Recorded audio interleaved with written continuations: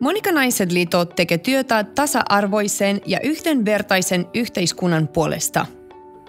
Olemme Suomen muuttaneiden haavoittavassa elämäntilanteista olevien naisten ja heidän lastensa oikeuksien puolustaja. Visiomme on Suomi, jossa jokaisen maahan muuttaneen naisen oikeudet toteuttavat. Tuotamme naiserityisiä, konkreettisesti turvallisuutta edistäviä palveluja väkivalta tai sen uhka kokeneille maahan muuttaneille naisille sekä tuemme naisten kotoutumista ja työelämän pääsyä. Turvakoti Monan, kriisikeskus Monikan ja kotoutumiskeskus Monikan ainutlaatuinen palvelujen yhdistelmä on pitkäaikaisen kehittämistyön tulosta. Palveluja tuottaa monitaustainen, laajasti ammattitaitoinen henkilöstö jopa 20 eri kielellä.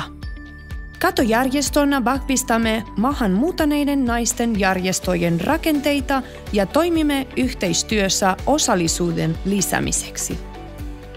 Asiantuntijajärjestönä vaikutamme Suomessa maahan muuttaneiden naisten tasa-arvon ja yhdenvertaisuuden puolesta ja tuomme näkyviin epäkohtia ja vaadimme päättäjiä toimimaan. Vaalimme järjestömme perustamisajatusta. Olemme maahan muuttaneiden naisten perustama organisaatio, jonka toiminnan lähtökohtana oli tuen antaminen naiselta naisille.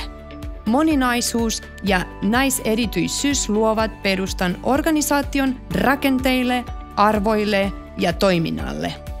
Oikeudenmukainen ja vakaa yhteiskunta on sellainen, jossa myös kaikkein heikommassa asemassa olevien turvallisuus ja osallisuus toteutuvat. Tämä ei tapahtu itsestään. Siihen tarvitaan tekijöitä ja tekoja. Tehdään yhdessä naisten oikeuksista totta.